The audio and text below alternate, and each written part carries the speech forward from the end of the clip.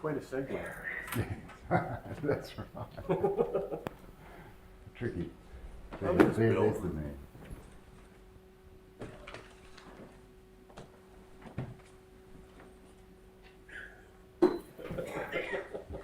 You gonna do it? No. No. You're here. Just in time delivery. So I'd like to welcome everybody belatedly, I mean myself belatedly, and our first, we rang the bell, eh? I did. Good. Our first speaker today is Geoff Whittle, and he's going to tell us about graphs and matroids 3.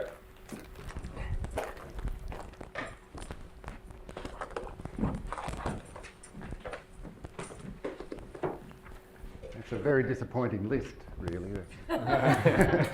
From my point of view, anyhow. Right. Well, this is a graphs and matroids 3, but we'll go straight into matroids now.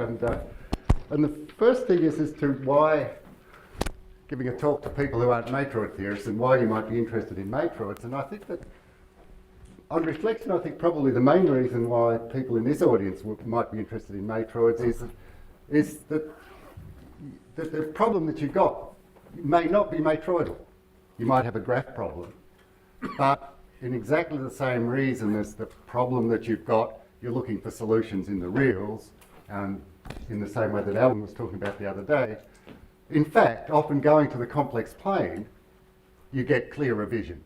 And it's often that many graph problems really do have their natural level of generality at matroids. And if you see them matroidally, in fact, you see the wood for the trees, you actually find a clearer setting in which to prove the theory. It's not always the case, but that's, if you're not interested in matroid theory as a primary focus, that's probably the value of matroids for you.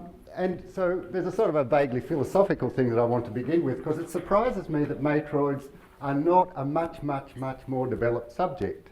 Because if you think about the history of mathematics, and to some extent, a lot of mathematics has really been to understand the mathematics of the world around us. And what do I mean by that? Really, essentially, what's this mathematical structure of Rn in some sense? And when we look at that, there are sort of 3 aspects. We can think about the algebraic aspect, and that leads to the real number line, and then we abstract from that, and eventually we get, a deep and rich theory. Algebra group theory really, when you sort of perpetuate that line when we're thinking about the algebraic structure of space around us, or the algebra that we need, then that leads to group theory, and that's terrific. That's a very highly developed branch of mathematics.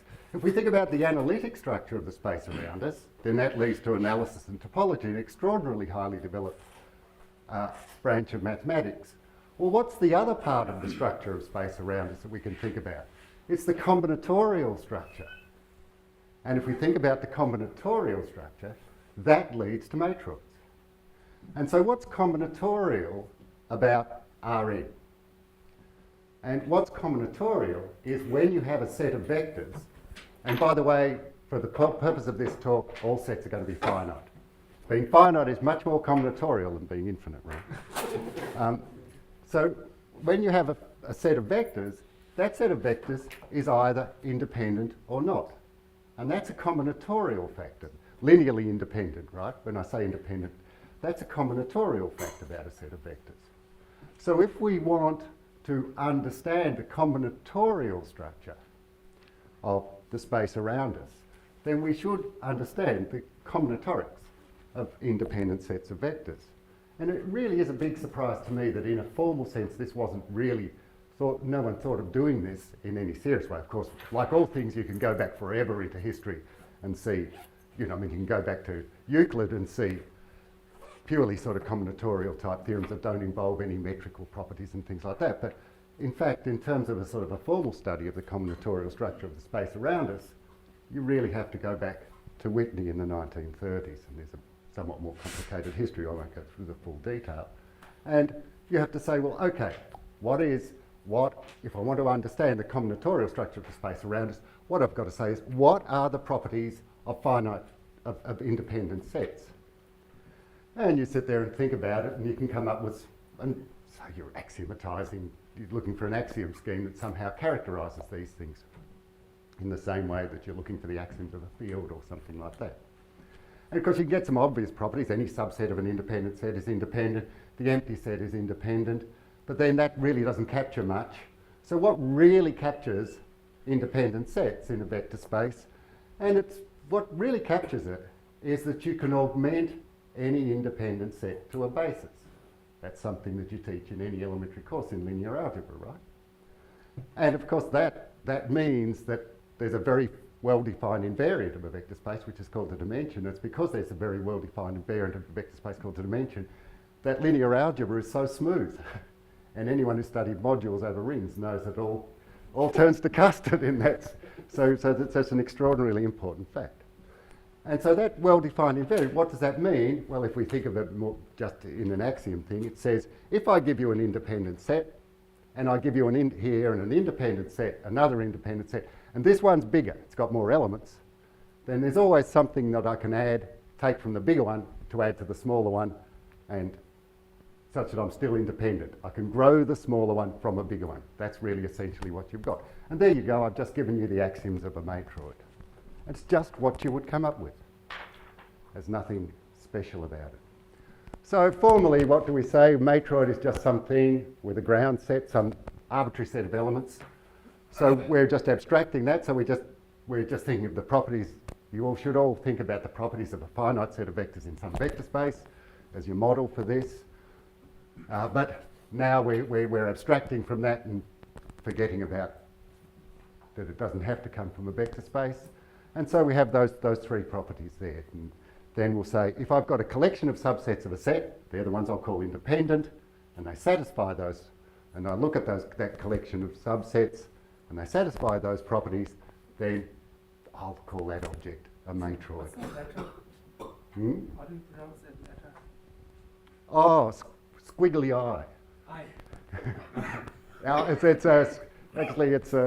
not so much as a script eye, but it's not a question for me of pronouncing the wretched things. There's no way that you could ever, by looking at what I've written, detect the difference between my script I's and my script J's. But so I avoid the problem by never using both in the same page. And okay, so that's what a matroid is. And if you then you can develop the elementary properties of such structures, and I'm not going to talk about that, right? If you want to talk about that, then I'm going to try to be much more broad, but there's a whole bunch of things that you can, once you've got independent sets, of course, you've got bases, and a basis is just a maximal independent set. This should all just be like elementary linear algebra, right? And once you've got independent sets, you can look at a subset of E and say, what's its rank? And the rank is the size of the maximal independent set in that subset. So all of these are just things. A circuit in a matroid, this is not so much, this is a concept that doesn't seem to naturally, it's something I can tell you. A circuit is a minimal dependent set. In other words, it's a set that's not independent. All proper subsets are independent. That's not something that you'd see in linear algebra. That's something that sounds like more graph theoretical, and we'll come back to that later. A flat, well, a flat's an analogue of a subspace, right? So it's a set that's maximal with the property that, a set that's got the property that if I add any other elements, I'll increase its rank. Right, so it's an analogue of, or a closed set. And then we've got a closure operator. All of these things are just natural things that you can do. Actually, all of these things you can do, you can play this little game with not just matroids, all sorts of other types of structures. I shouldn't have said that because that's a distraction. So if I take a set, I can add all of the possible elements I can add without increasing its rank, right? That's the closure of the set. So that's, all of these things are quite natural. And of course, if you think about, if this is induced from some set of vectors in a vector space, closure is just the span, isn't it? But you've got this privileged set, you haven't got the whole vector space. I should stress that the closure is just a span, so you just pick up things that are in the span of that. And so that's all of those things are straightforward. And it's something that you can do with matroids is that instead of axiomatizing matroids by their independent sets, you can use any one of these other things to get alternative axiom schemes of matroids. And that's not deep and it's not difficult, it's time consuming and frustrating. Because if you teach a course in matroid theory, you sort of have to go through this.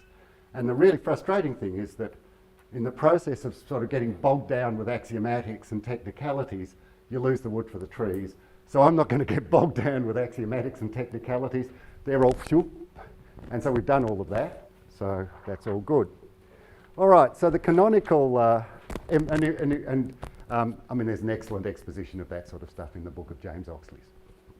So the canonical situation in which we get a matroid is from a finite set of vectors in a vector space. And a sort of a standard way of doing this is as follows.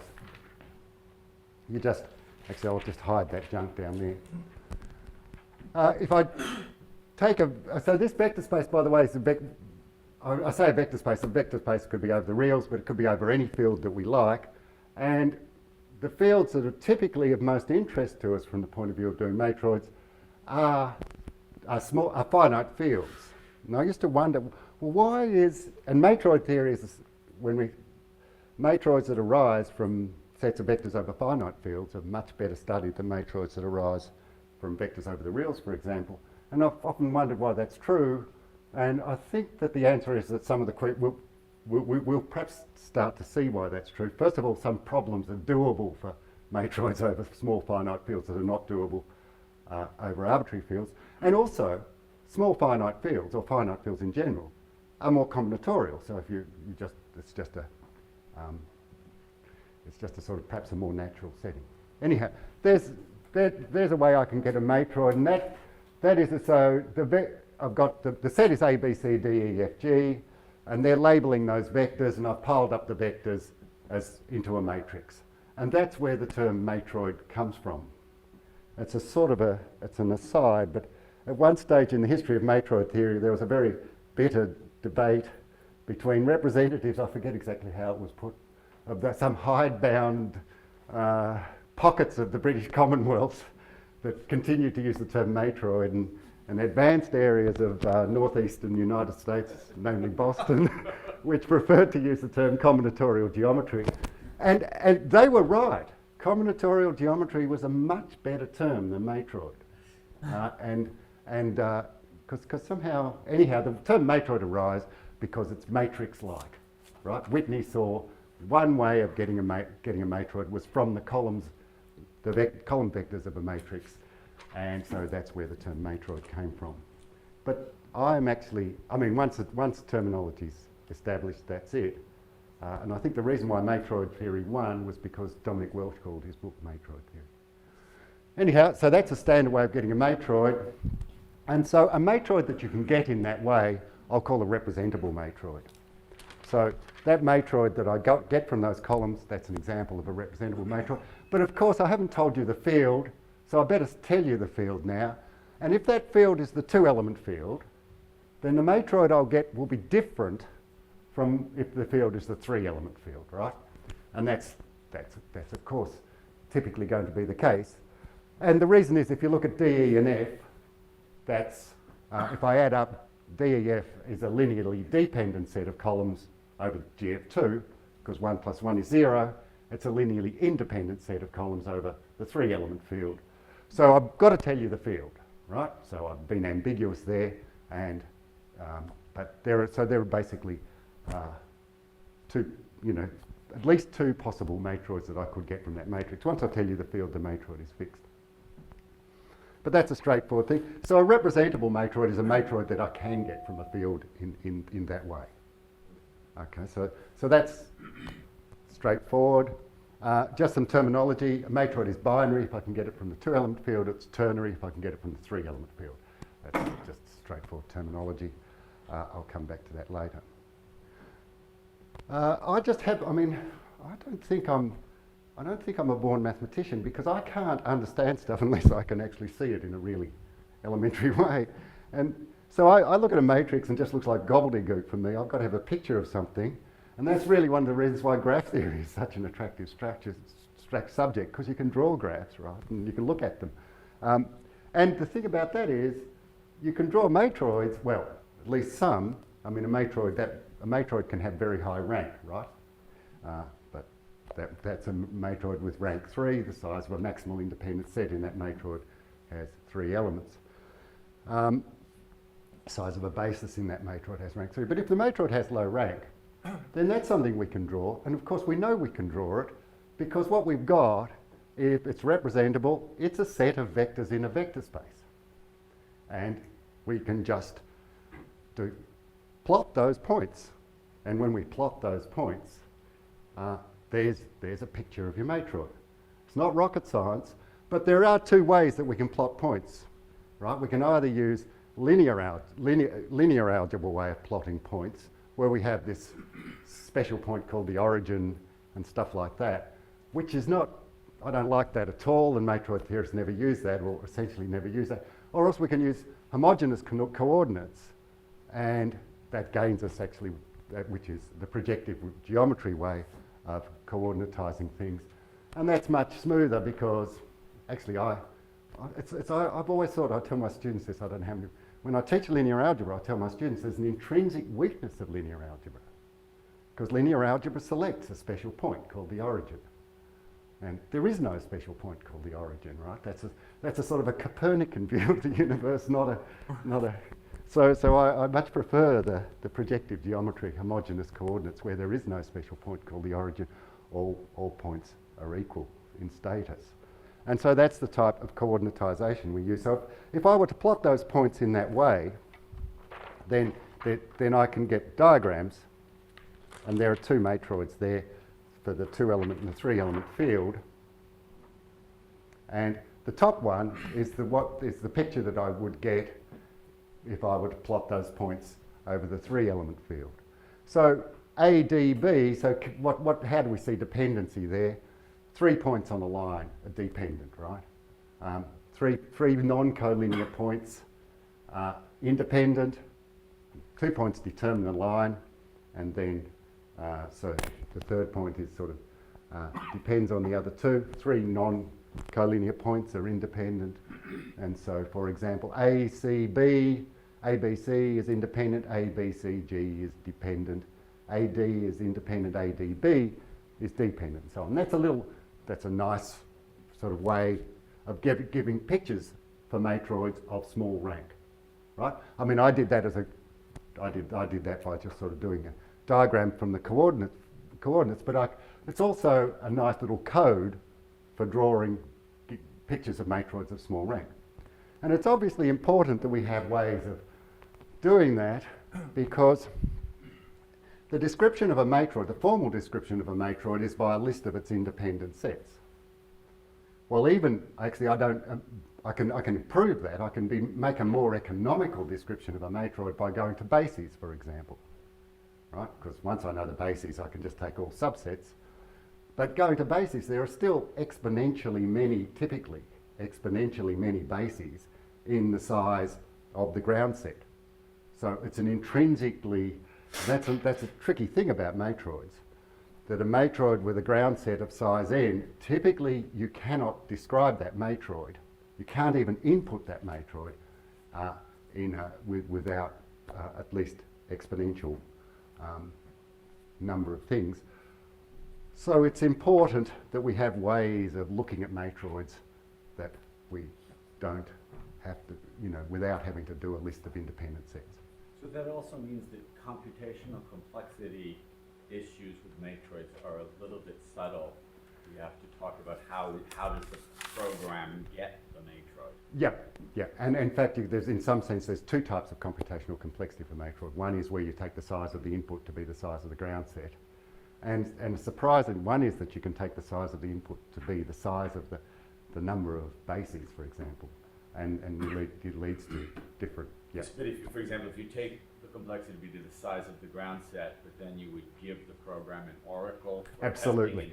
Yeah, you typically use exactly.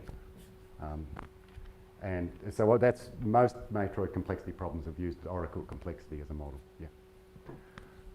All right. So now the second matroid that I've got here was that's the example where if we took that over the 2-element field, and this squiggly line here represents the that set that I showed you that was dependent in one but independent in the other. Those two matroids are sort of important, but they're for various reasons, but they're illustrative of a fact. This second matroid here, so if I look at a matroid, if I just give you a matroid, here's a question that I can ask, of course, is that matroid representable over a given field? Could I get that matroid from a set of vectors over that field? No? Just like, look at a graph, is that graph planar? Well, so it turns out that this matroid here is representable over the field if and only if the characteristic of the field is 2. So, and this matroid here is representable over a field if and only if the characteristic of the field is not 2. And so that's just a nice little example of the sorts of possibilities that arise. Well, Whitney asked the question, he realised, you can ask, well, what's the possibilities with matroids? We've axiomatized, we started off with sets of vectors in a vector space, and we've picked up these structures. What else have we picked up? And that's just the sort of thing that mathematicians love because, you know, it's great for generating papers or whatever. But it's a genuinely, I mean, these things can be genuinely deep questions. And so the answer is you pick up a lot. You pick up an extraordinary amount. And the ones that you pick up, if you're not representable over any field, then I'll just say the matroid's not representable. So a representable matroid is a matroid that's representable over some field, right? And then you can be more specific. So here are examples of non-representable matroids. The first one is one that was known about for some time. We know that the non-Pappus matroid, that's a non-Pappus matroid where you take the Pappus configuration and declare ABC to be non-collinear. We know that the non-Pappus matroid is a matroid because it lives inside a non-Pappian projective plane, and if there ever is such a thing as any projective plane is certainly a matroid. But it's easy to see that. So that's a well-defined matroid, and so I draw the picture and then you can generate the independent sets from the picture, and that's perfectly well-defined. So that's an example of a non-representable matroid. Here's a minimal sized example. I just take, there's really a family of matroids that are very similar and are first discovered by Peter Barmush. And where you just take, say, this is now in rank 4 or 3 dimensions, and so I just take a cube, say, and I have the natural dependencies. So these 4 points here are coplanar, so they're dependent, and so where you see coplanarities, you're seeing dependencies. And I have all of the dependencies that I would expect from a cube, except that I say, no, you don't have A, B, C, D. This is an independent set. And it turns out, and it's actually a little theorem in projective geometry. By the way, I sort of sometimes say that matroid theory is really modern projective geometry. I feel but I don't know whether I'm telling lies when I say that, but I feel it is to me. Anyhow, that turns out to be, that's a matroid. It's not representable over any field, and it's a minimal sized example. And you can ask the question then, well, we picked up this stuff. Have we just picked up a little bit of stuff, or have we picked up a lot of stuff? And of course, if you're a mathematician and you've been around for a while, you know what the answer is. In advance, you'll know what the answer is going to be. For sure, you've picked up a lot of stuff, and you've discovered an irrational number, right? Okay, well, there can't be too many of those. Well, in fact. And of course, the answer is that the proportion of representable matroids is asymptotically 0 as the size of the ground set goes towards infinity. And is things it like exponentially small? I'm sure it's exponentially small. I don't know if we know that it's exponential. It's probably exponentially. Yeah, that's right, that's right. And the number of the matroids really, so you've really let the cat out of the bag when you just look at matroids axiomatically and you say, we toss in the non-representable ones. It's very easy to be turns out it's very easy to be a matroid, so I always forget this, but Gordon's been doing work recently on enumerating matroids. And up until a year or two ago, it was really only known how many matroids there were on ground sets of up to size 7 or 8, Gordon, right? But can you tell us what the numbers are for ground sets of size 9, 10, and 11? And I can have a little break while you're doing that. For 8 elements, it's about 1,300 non-isomorphic ones. 9 elements is about 400,000. And then 10 elements is at least 3 times 10 to the 12. Yeah. So, But you know that it's growing at least e to the n? I don't think we have very good lower bounds. You're counting up to isomorphism. Yeah. Hmm. Yeah. So they really grow extraordinarily quickly anyhow. You said there is a theorem that representability is asymptotically rare.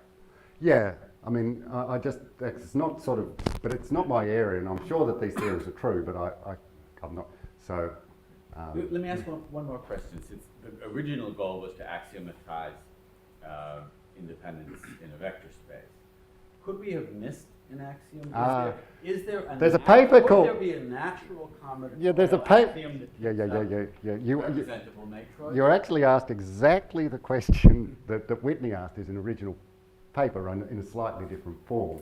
He said the fundamental question of adding the extra axiom. And there is a paper, I forget who wrote the paper, it might have been Peter Barnwell, right? And it's called the Missing Axiom of Matroid Theory is Lost Forever. So it's, I mean, it's one of these things that you need to be a logician or something, but it's just not going to be the case. But I'll come back, I'll talk about those sorts of questions in a little while. But these are very interesting things.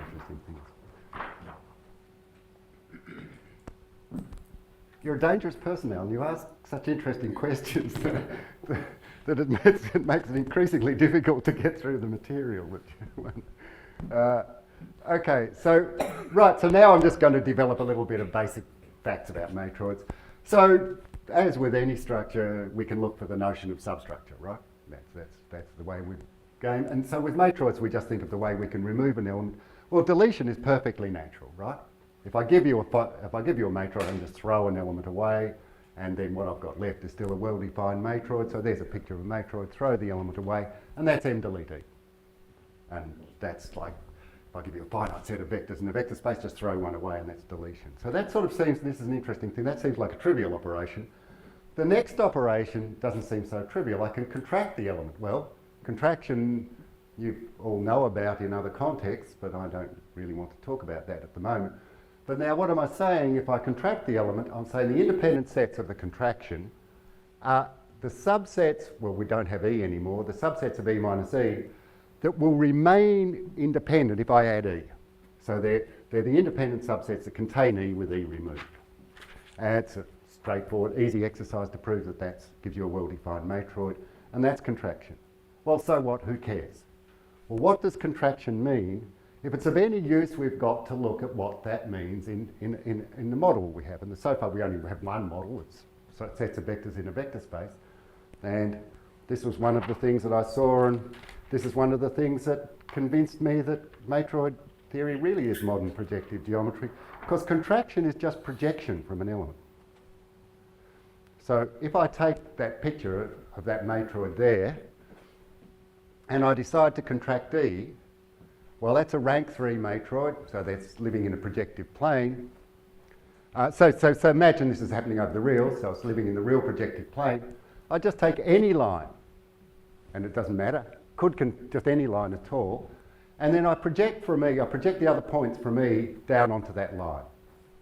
And of course what happens is that B will go down somewhere, A and F will end up at the same place, but we distinguish them, and that's okay because they'll just be, you can think of those as the two elements labelling the same column, so it's a multi-set type thing. And so I get, and these are called parallel elements, by the way, when you, it's a two-element dependent set. And I get this matroid here.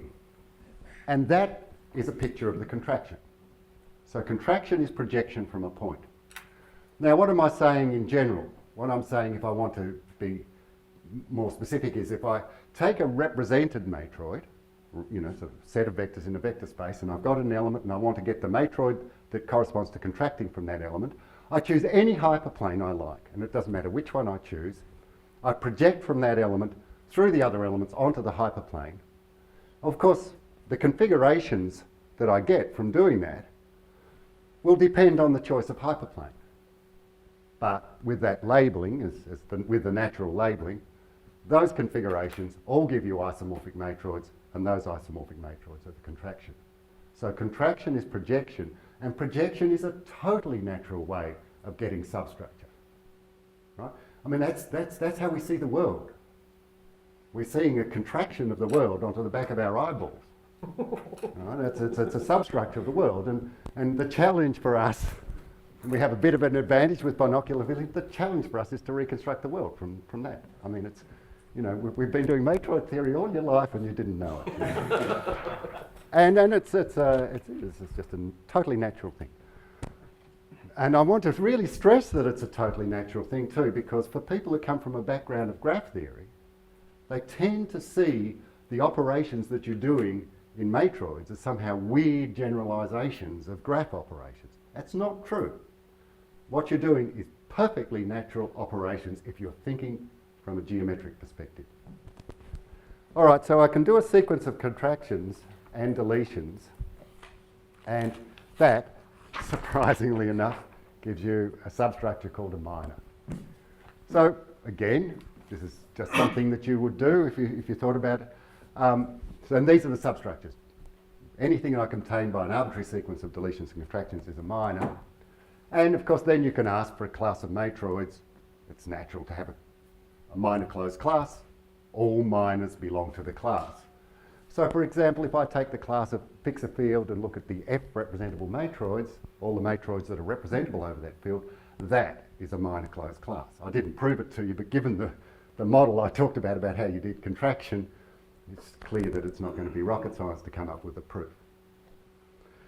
So, and this is something that we can do. Once we have the notion of a minor closed class, we can ask questions of, we say, well, what's an excluded minor? And an excluded minor is a matroid that's minor minimal with respect to not being in the class. Right, so let's have a look at a little example to illustrate these ideas, because these ideas are just very important, right? So we've got deletion, contraction, ways of removing elements, arbitrarily sequence of removals gives you the notion of a minor. Many natural classes of matroids have the property that they're minor closed, and then we can ask for a minor closed class what it means for a matroid to be an excluded minor. There's the 4-point line, which has got a name, who cares, but it's called U24. The 4-point line is not binary. I can't get a 4-point line from the 2-element field. You can try, and you just never can. But it turns out that all proper minors of that thing are binary, so that's an excluded minor for representability over GF2. Now, tart, then this is so here's a theorem. Now, we have that, and this is not a difficult theorem to prove. It's just not something I can do in this lecture, but in this talk, but if it's the sort of thing that you can easily, it's the sort of thing you must do in any graduate course in matroid theory, or at least if you're doing structural matroid theory. A matroid is binary, so this goes back to the 1950s. A matroid is binary if and only if it doesn't have the 4-point line as a minor. So it's not just that U24 is an excluded minor for representability over GF2. It is the only excluded minor. So in some sense, there's the missing axiom for representability over GF2. That's a good characterisation of representability. Well, no, I don't want to get into the complexity aspects of what the complexity theoretic implications of this are. But what it does say is, I can very quickly prove to you that a matroid is not binary by showing you a U24 minor. Right? It doesn't tell you how I can prove to you that a matroid is binary. The rest of this slide is actually nothing for you. It's for me, so that I remember to say the things that I wanted to say, right? So the next thing is Rota's conjecture, and so now that goes back to the 1950s. And so in the 1970s, it's just got a slightly complicated. In Seymour and some other people obtained a similar characterisation of ternary matroids, the matroids that you can get from the 3-element field. And there are some more excluded minors, not many, just a few, but I'm not going to say what they are. And the, actually that question mark for GF4 should be a tick. And so that was 20 years later. At that time, Giancarlo Rota conjectured that that a similar result existed for every finite field. For each finite field, there was a characterisation of for each finite field GFQ, there was a characterisation of the class of GFQ representable matroids by a finite list of excluded minors. Right, so, and that was in the 1970s that Rota conjectured that. A few years ago, it was proved by Gielen, Gerards and Kapoor for GF4. And the difficulty of the proofs rose very, very quickly, and it's still not known to be true for fields of size more than 4. For what it's worth, this is just really for if you're a matroid theorist and you're in structural matroid theory, Rota's conjecture is sort of thought of as being the central conjecture in matroid theory, and in some sense try to prove that and working in that world. That's my life. There you go, I've shown you my life. and I can tell you at times it's not pretty. I sometimes sometimes regret it. But progress is being made, and but it's still not resolved for any field of size bigger than 4, but I do believe that, I'm guessing that, say, within the next 10 or 15 years, there will exist a proof of Rota's conjecture, in general. Yeah, I mean, or perhaps for prime fields, you know, but... So Rota's conjecture is somehow analogous to the Robertson-Seymour theorem in graph theory? It's what's analogous to the Robertson... Okay, so I'll tell you I'll perhaps talk a little bit more about this in the next talk if I get time, but the analogous conjecture to the Robertson-Seymour conjecture is that I give you the class of GFQ representable matroids, then the class of GFQ representable matroids is well quasi-ordered with respect to the minor order. And that's actually Jim and Bert and I are working on on that. We believe that will be solved sometime in the next year. And that's stronger than Rota's? No, it's weaker than Rota. It's independent of Rota's conjecture. Oh, I see. But whatever techniques are used to prove well quasi-ordering, we believe that those techniques can be extended to prove Rota's conjecture in general. But it's genuinely conceivably independent. And, yeah, because Rota's conjecture is a conjecture about matroids that are not GFQ representable, whereas the well quasi-ordering conjecture is just a conjecture about matroids that are GFQ representable. That cross beside infinite fields means all of that stuff that we talked about there is no longer true. If you give any infinite field, it's easy to come up with an infinite list of excluded minors. And I think the fact that there are an infinite list of excluded minors is somehow equivalent, but I'm equivalent to saying for an infinite field there's no extra axiom that you can add, or simple extra axiom that you could add to get the to characterise representability, and infinite fields are not well quasi-ordered. It's easy to find infinite antichains of matroids that are representable over any given infinite field. So, in fact, you can find infinite antichains of matroids that are representable over all infinite fields. You know, so it's so that really does tell you that somehow matroid theory becomes, well, we believe that there's something tractable about matroid theory when you're talking about representability over finite fields that's not true in the case for representability over infinite fields. All right, so that's a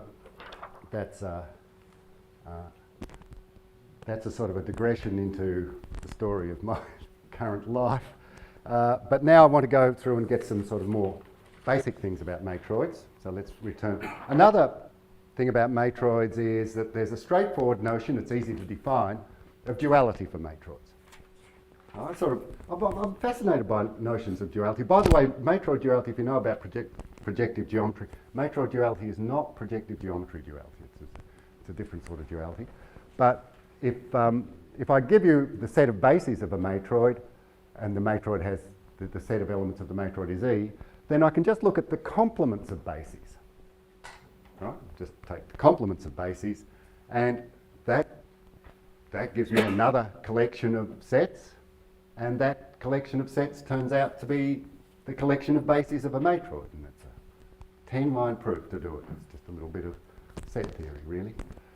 And the first thing is, so what, who cares? The fact that I've if you give me one matroid and here's a way of constructing another matroid, and it's certainly a duality because if you do it twice, you get back to the original matroid. But is it interesting? Is it interesting? It's not by no means obvious that once you do something like this that it's interesting. And here's the first bit of evidence that it's interesting, is that if I delete an element and take the dual, that I get the same matroid as if I took the dual and contracted an element. Now that's genuinely sort of quite interesting because contraction seems deletion seems like a trivial operation, duality is a trivial operation, you just complement, and yet contraction seems somewhat less trivial, yet, you know, there you go, you know, you get the third from the first two. So that's it. So another thing is, okay, so what does duality correspond to for represented matroids? And I'll just do a quick diversion. Will I tell you about this or not? Yes. So if I give you a represented matroid,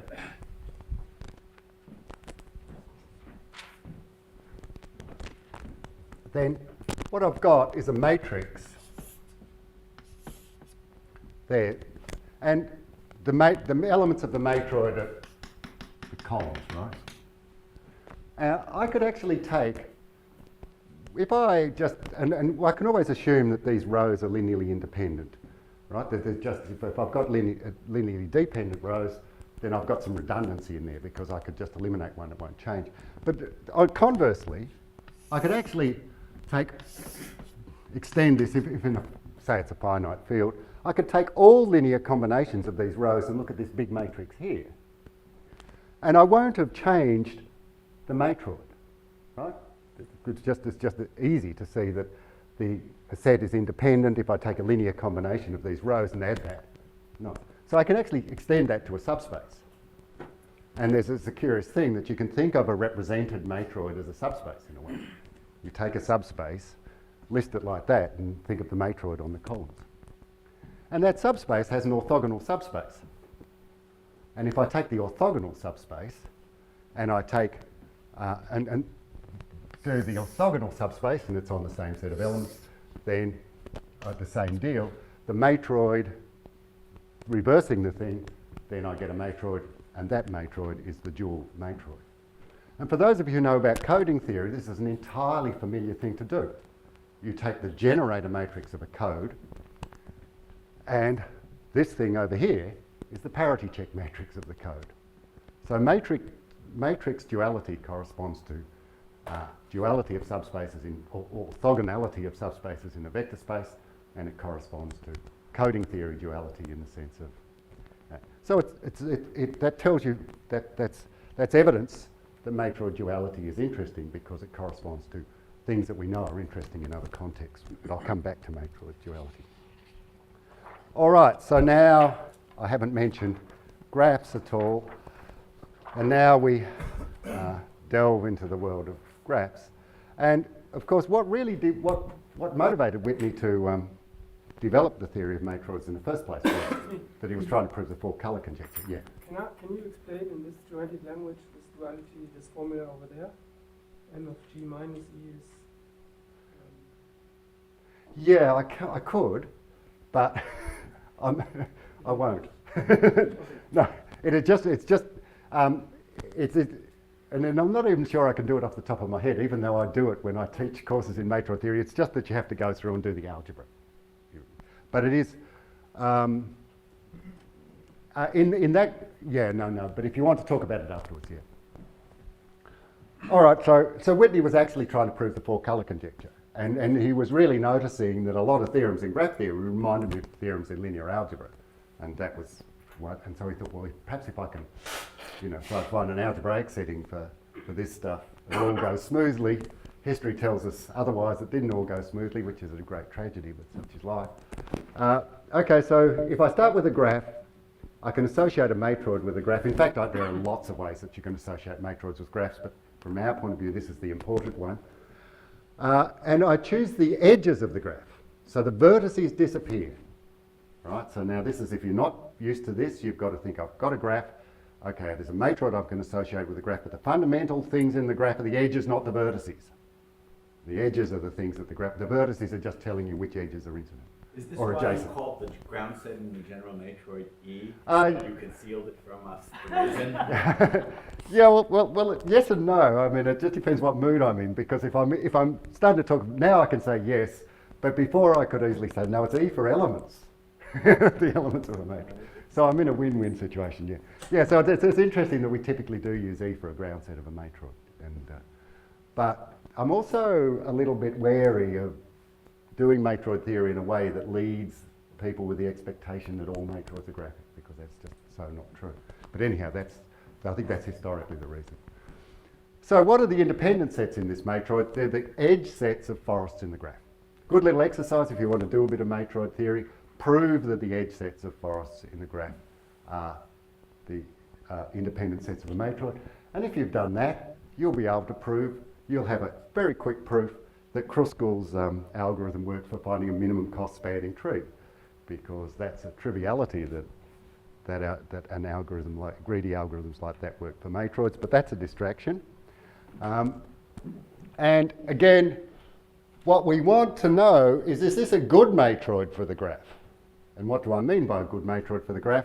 Oh, there's lots of other matroids I could associate with the graph, right? I could just take any matrix, lots of matrices that you can associate with the graph. Any matrix is I could take the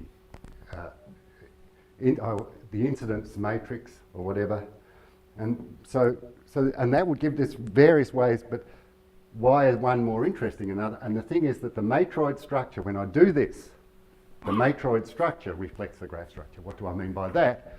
I mean that deletion corresponds, right? So if I delete an edge in the graph and then take the matroid, that's the same as taking the matroid and then deleting. And if I contract, contraction corresponds. And that's genuinely interesting, right? So we have this natural operation in graphs, and we're contracting an edge. And that corresponds, if we think geometrically, if we're thinking matroidally, to projection. So it's interesting that contraction, but way more interesting, well, what's really, this still surprises me, this fact still surprises me, that duality corresponds. So planar duality in planar graphs is the same as duality in matroids. It's all of a sudden starting to tell you that, okay, matroids might be an interesting tool, because if I've got a non-planar graph, I can take the matroid, and then I can take the dual of the matroid, and that's perfectly well-defined combinatorial object. And maybe that starts to explain why you have natural sort of, even for non-planar graphs, you still somehow see the dualities, and it comes via matroids. All right, so and why do I think this is surprising? Because duality, planar graph duality is a topological concept. I mean, matroid duality via the vector space is an algebraic sort of concept, and that's okay.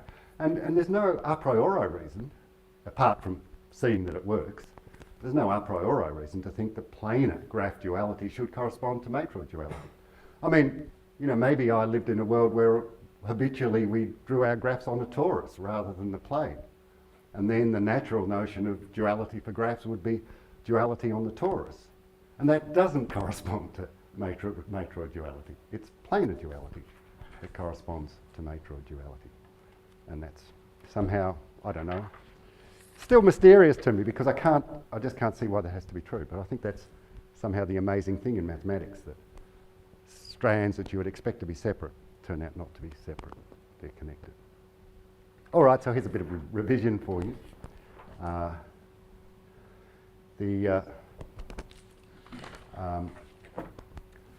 There's a graph G. No, it's not just revision, sorry. This slide contains a variety of things that I want to say. There's a graph G. We can ask the question about the matroid of the graph. What's this matroid like? What sort of matroid? Is it representable? Right? That seems though the only thing we've known about matroids is some are representable, some are not. And if it is representable, over which fields is it representable? Right? So that's the questions that you can ask. And I meant to change these, but what you do is, so here's, and again, this is all straightforward, easy exercise. Take the graph, this is the incidence matrix, I always forget which is which. Take this matrix associated with the graph, and then just 2 columns, but make the second one a -1. So that -1 is correct. All of these 1s here should be -1s, right?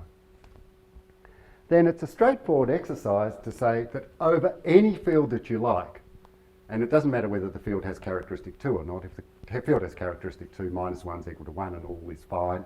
Over any field that you like, that matrix represents the matroid of that graph.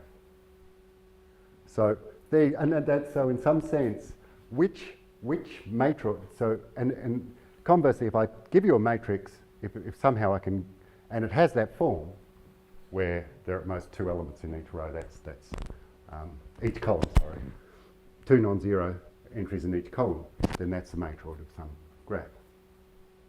And now we've got one of the things that I think is, it's just an elementary thing, but it confuses people because we've got 2 ways of visualising matroids, right?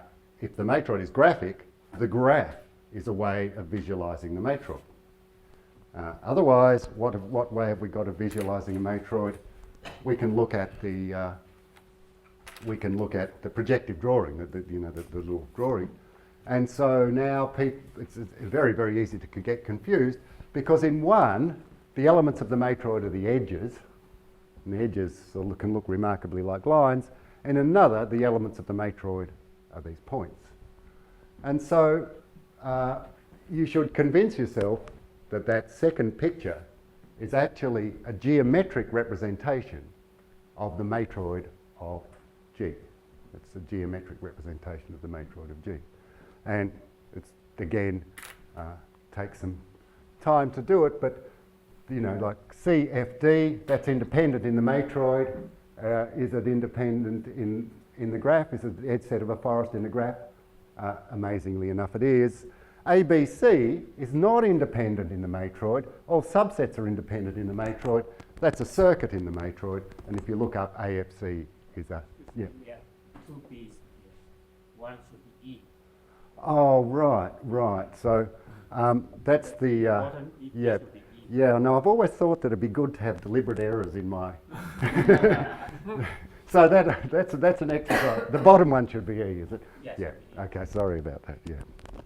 So anyhow, so one of the things is that you've got to learn to be a little bit bilingual because it's important to understand matroids. It's important to be able to look at a graph and see what's going on matroidally, and it's important to be able to see a geometric representation and seeing what's going on matroidally, and it's important not to be confused between the two. Why did you put the -1 under A? Because otherwise it doesn't work. It's just you should have -1s everywhere. You should have -1s everywhere. The second entry should be a -1 all through there. So this matrix should be the directed vertex edge incidence matrix for some orientation. For some orientation, but that's right. But you see, in some sense it's arbitrary because I can sort of always take any scale of, I can always switch it. It's just I just did some convention to get that. What's the field?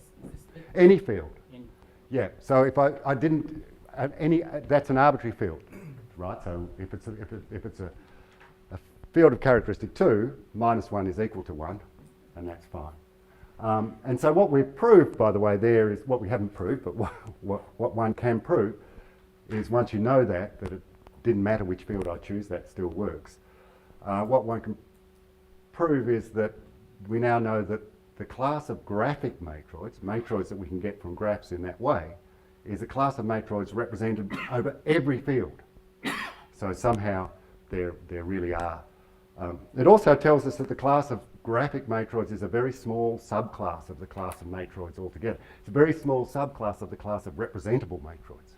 There's not much. There's a very small class there.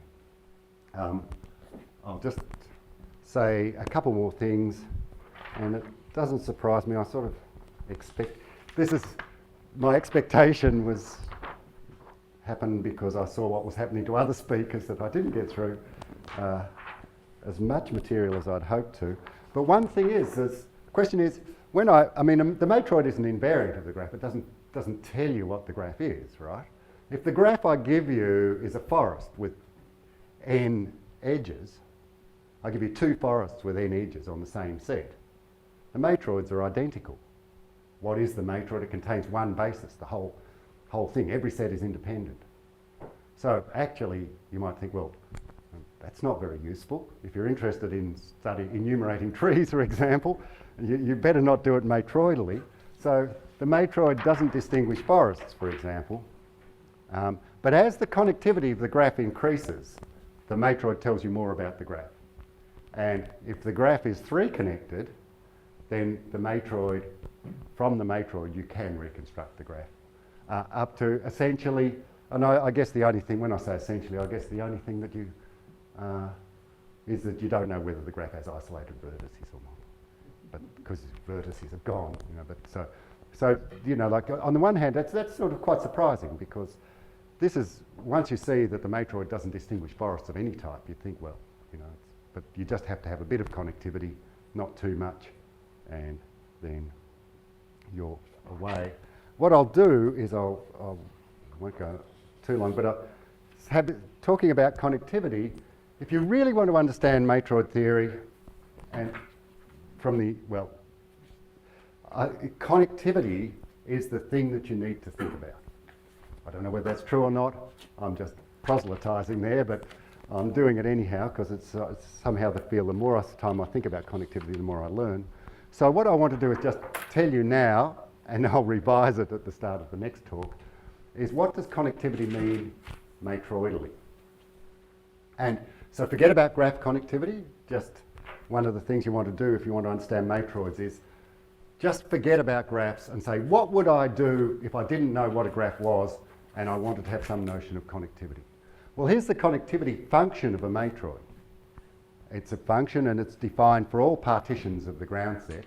And what's its value on a partition? It's the rank of A plus the rank of B minus the rank of M. Now what would that mean? What does that mean geometrically? So think about that. Here we are in a vector space, very high rank, a million or whatever. And I've got a set, here's my set A, and here's my set B. Well, the rank of A plus the rank of B minus the rank of M is, what it's saying is that if I take the span of A, that's a subspace, take the span of B, that's another subspace. So the rank of that subspace, what's the rank of M? It's the rank of the union of those subspaces. So what's this thing calculating? Well, the rank of the span of A plus the rank of the span of B minus the rank of the span of the A union B minus the rank of the span of A intersect the span of B is equal to 0. That's something that you teach in an elementary course in linear algebra. So that's measuring the rank. If I take A and take B, that's measuring the rank of the subspace that I get. That's the intersection of the span of A with the span of B. Now what should connectivity be measuring? Connectivity should be measuring communication. How much communication is there? How connected are you? How much communication is going on, They're all standing in the room, but they're not talking, There's no edges. No connectivity, no communication. So if I take two sets of vectors in a vector space and I say, how much communication is there between those two sets? Well, what can this set of vectors communicate with by itself? It can communicate with anything that's in its span. That's what the span of a set of vectors is, all the vectors that you can reach from that set of vectors.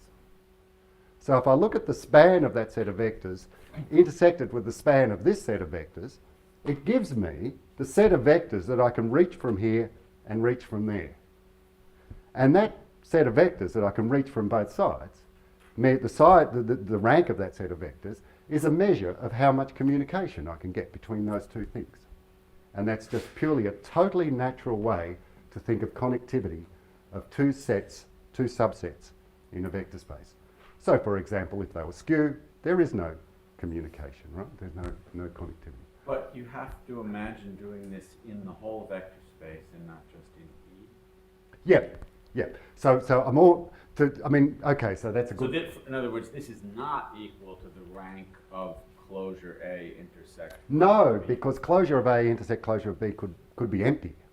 So for example, so in the sort of model I have is so think about A and B. So I'll just say it again because I probably didn't explain that very well. here's my big vector space. So it's a full vector space, but my matroid now I'm thinking of a subset of vectors in the vector space.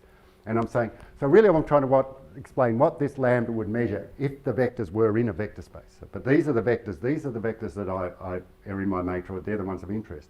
And I say, to what extent can these vectors here communicate with these vectors here? Well, of course, what do I mean by communicate?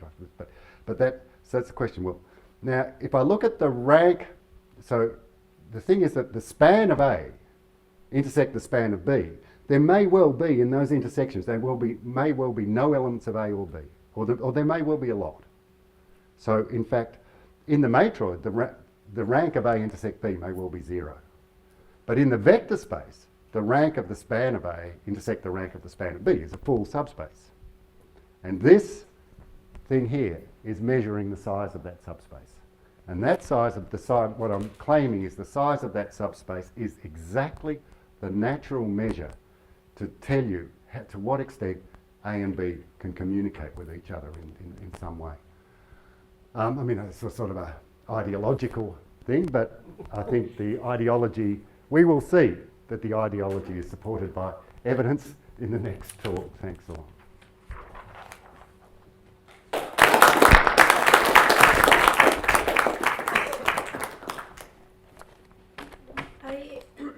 I got an observation about this thing about the duality. I mean, like the matrix of the dual graph is equal to the dual matrix of the graph and so on. That was like natural in the plane, but you wouldn't find it that. I mean, you don't find why it is natural on the plane. And so my impression is that it is natural that outside the plane it doesn't happen like that, because if you got a bunch of loops, the matrix does not realize how they are interlaced, while the topology does realize how they are interlaced. With a bunch of loops, the matrix just takes them away, and the topology looks at how they are, like who is coming first and who is coming later. I see. Yes. So if you have a graph embedded in a surface, you can more or less play to be in the plane doing dilation and contraction and so on until you are left with a bunch of loops non-homotopical to 0. Yeah.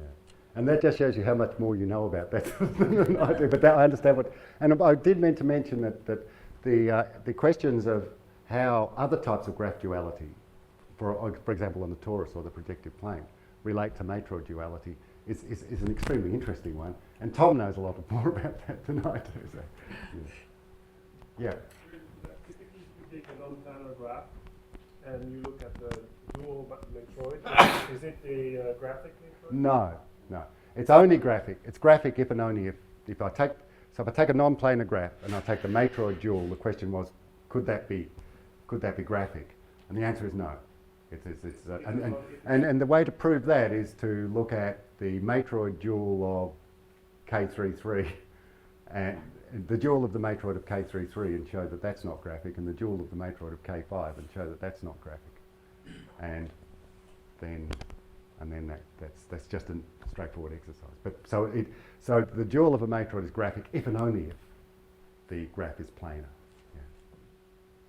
Tom. But maybe we could use this opportunity to propagandize for the oriented incidence matrix of the graph as being the better incidence matrix. We have a lot of graph theorists here. The unoriented incidence matrix with all ones doesn't work except occasionally. The right matrix is the one with plus ones and minus ones. Of course, it depends on your purposes, but here's an important purpose where that's true. You saw that also in Bill Jackson's talk where he defined flows. It's important to That's know related. whether It's the stuff is completely coming related. into a vertex or out of a vertex. Yeah. It's the same thing.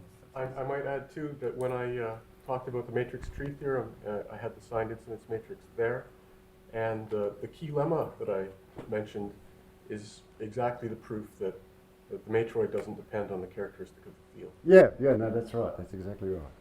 It's just a very nice factor.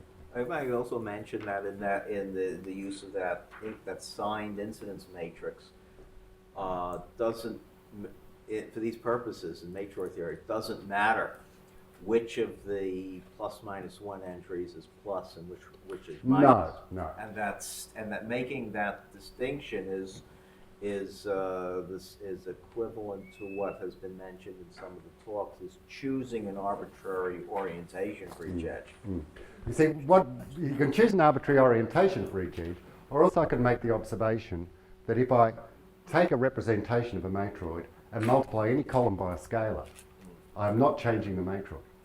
So all I have to do is say, I could an arbitrary orientation, or else I could just say arbitrarily assign a plus one or a minus one. Because there is an arbitrariness, even if I call the second one the minus one, because the arbitrariness was the ordering of the vertices in the rows. So all of these things are sort of in some sense equivalent then. So here's a question for the physicist. Is this what it means to be a pseudo-scalar? That the sign is an arbitrary convention?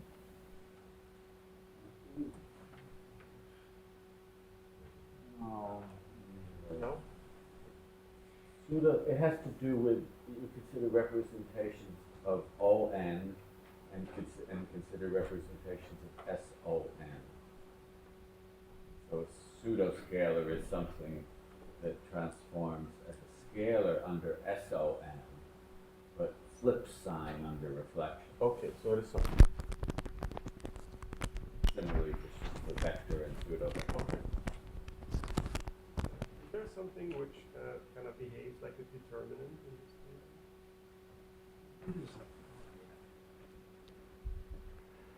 case? I think the answer is no.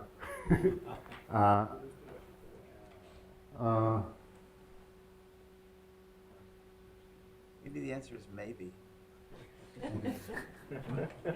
I think the answer is yes. Well. Yeah. I feel it's pretty wide open, actually. I suggest that as a research problem. To support the yes answer, if you distinguish one basis in the matroid, and then sort of relabel the bases, let's say in terms of the complement of the intersection, the complement in this distinguished basis of the intersection with the distinguished basis, union with the intersection of the basis with the complement of the distinguished set, you get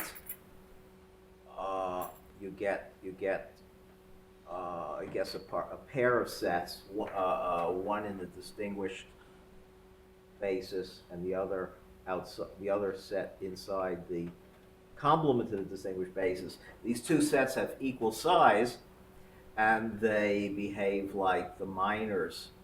Whether these sets correspond to a zero or non-zero minor is the analog of, well,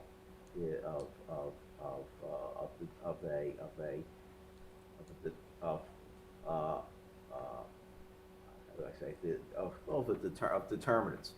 In other words, and specifically in a representable matroid, if you do row operations to transform the column. Actually, well, there's another thing too, is that one way you can axiomatize matroids is you choose something that's going to be a fixed basis. In fact, you don't even have you don't even have to do that, but you choose something that has to be a fixed basis. And then what you do is you put your basis elements down there, and you put the rest of the elements. I'm probably saying what you said. And then you have this array, right? And actually, you then have to decide. For example, you can decide whether something's zero or each entry is zero or non-zero. The whole point is that you've got these square submatrices, right? And to decide whether it's what the matroid is, to know the matroid, it suffices to know, if it were represented, it would suffice to know that the determinant was zero or non-zero. So what you've got is a bunch of zeros or non-zeros that you can associate with all of the square submatrices of this array. And I'm sure I'm saying exactly what you're saying. And then you ask, It's another way of axiomatizing matroids. You can say, well, actually those zero, non-zero patterns, you only know it up to 0 or non-zero. You don't know anything more than that. That will give you a matroid so long as certain natural properties hold, and they will be the properties that you would expect from determinants, you know, with interacting. But this works even for non-representable matroids. Sure, and I think there's there's a sort of a history that there's, yeah. There's a sort of, if you look up on, it's more explicitly done in oriented matroids for some reason. If you see the oriented matroid book. The signs of them. Yeah, the history of it is Lex Shriver published a monograph and called them, called them linking systems. Yeah. And then kind of independently, Joe Kung called them bimatroids. Bimatroids, that's right. So the answer to your question is yes, in some sense. Yeah, you had a question. You can recover, if you have this list of vanishing, non-vanishing. You can recover the matroid from that list. But probably this list of minors is sort of excessive. Oh yeah. But any way of describing a matroid is excessive. So, well, no, that's actually, I mean, because what that would do would give you a formal way. I mean, you're representing it as a square array, but you're getting a formal way of describing an exponential list of things. You see, in fact, even when I represent a matroid over a field, what I've got is actually, I've got a polynomial description in the sense that I've just got a polynomial number of entries. But the matroid, there's still an exponential number of things that I've got to decide whether they're independent or not, which is saying that there's an exponential number of subdeterminants that I have to know whether are 0 or non-zero. It's just for a represented matroid, I've got this nice polynomial way of actually getting that. For an arbitrary matroid, I've just got to tell you which of those square subarrays corresponds to a 0 or a non-zero. So it is excessive, but everything's excessive for non-representable matroids, tragically. Oh, maybe. Oh. Well, in line with matroid axiomatizzations derived from ideas about determinants, if you consider the Grassmann-Pluker identity. Oh, that's the relationship. And think about it combinatorially. The result will be an axiom for matroids. That's exactly right. Yeah. And axioms for matroids or for some subclass of matroids. Yeah. So you just take those Grassmann-Pluker identities. I haven't thought about these for a long time, and then you can use those to axiomatize matroids in this determinant way.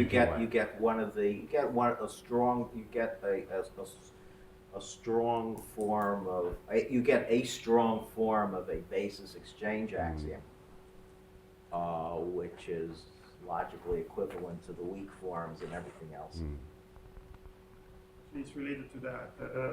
There was a conjecture by Rota about a square matrix where you have vectors as entries, vectors in Rn and matrices n by n. You suppose that the rows are bases. Question: can you permute each row individually so that the columns become bases? Yeah, I was wondering if you can state that purely in terms of matroids, and if in the matrix. Yep. Yeah, I think that's a purely matroidal conjecture. I think Rota stated it matroidally. I think there is it's a sort of a symmetric. You can state it as a symmetric basis exchange thing. Yeah, and it is, I believe, an extremely difficult conjecture. It's not one I've ever looked at, but I know people who've looked at it and sort of spoken to me in shell-shocked. Perhaps I better coffee time. I think that.